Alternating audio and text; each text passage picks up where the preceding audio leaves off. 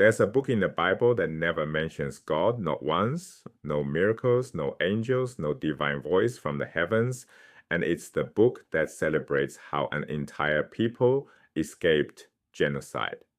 The Book of Esther is the most radical text in the Hebrew Bible. Its message, when annihilation comes, don't wait for divine rescue, act. To understand why, you need to know the story, and it's a great one. The story unfolds in the Persian Empire under King Ahasuerus, identified with Xerxes I, who ruled from 486 to 465 BCE.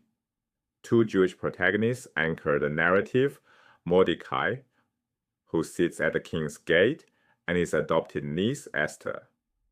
When the king searches for a new queen after dismissing Vashti, Esther's beauty wins her the crown. But here's the critical detail.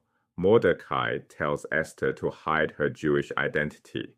She does, completely. She assimilates into the Persian court with no visible trace of her origins. This is not a story about proud religious display. From the start, it's about survival through discretion.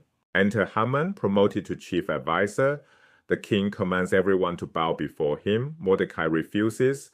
Haman's fury escalates from personal grudge to genocidal plot. Listen to how he frames it to the king. There is a certain people scattered and dispersed among the other peoples in all the provinces of your realm, whose laws are different from those of any other people, and who do not obey the king's laws.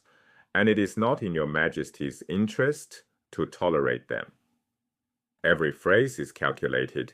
Scattered and dispersed means foreigners among us. Laws are different means culturally alien. Do not obey the king's laws means disloyal and subversive. Not in your interest to tolerate them means existential threat to the state. This is a template for anti-Jewish rhetoric across centuries. The king hands over his signet ring. The edict goes forth: destroy all Jews on a single day. Esther learns of the edict, but approaching the king without being summoned carries a death sentence. She hesitates. Mordecai's response is the theological crux of the entire book.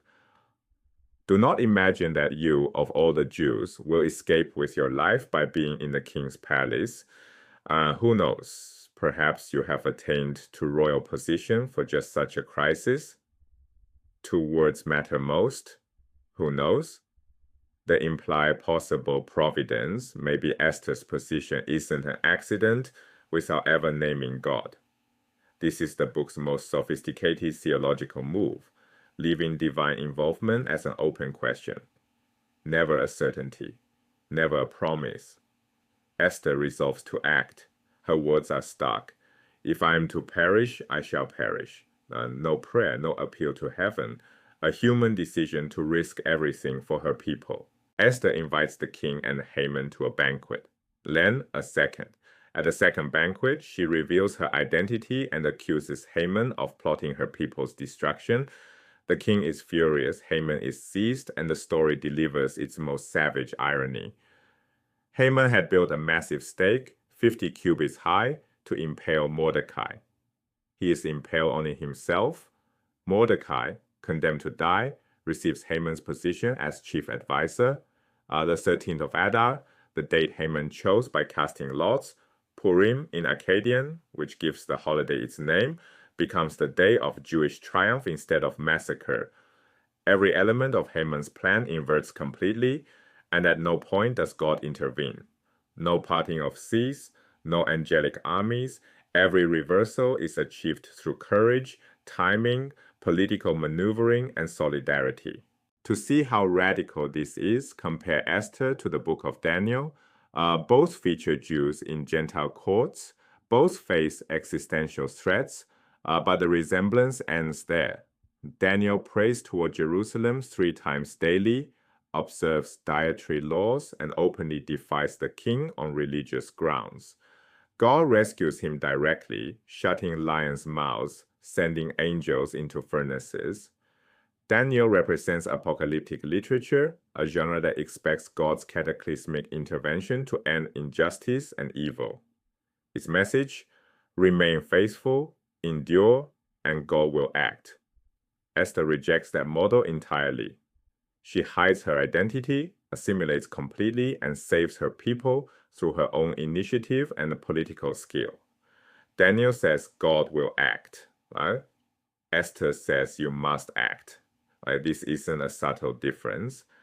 It's a fundamental divide over whether human survival depends on divine rescue or human courage.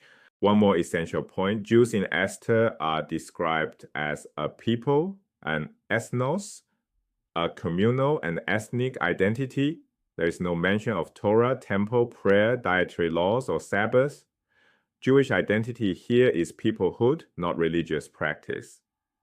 That distinction has shaped how Jewish identity functions across history. Place these models on a spectrum. At one end, purely divine agency, God acts, humans endure. Classic apocalyptic literature sits here. Daniel sits nearby, God rescues through miracles and angels. Move toward the other end, purely human agency. Mordechai's who knows occupies an ambiguous middle position, hinting at providence, confirming nothing. And Esther's action sits at the far human end. Courage, solidarity, political strategy. No God. Esther is the most human-centered book in the Hebrew Bible. Its argument, solidarity, and heroic resistance are necessary now. Survival depends on human action, not divine timetables. The Festival of Purim commemorates this story every year.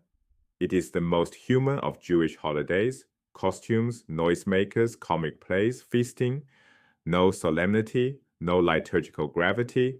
The congregation boos and stamps their feet at every mention of Haman's name during the public reading. The celebration matches the message. This is a story about people, not God. The most irreverent holiday for the most irreverent book in the Hebrew Bible.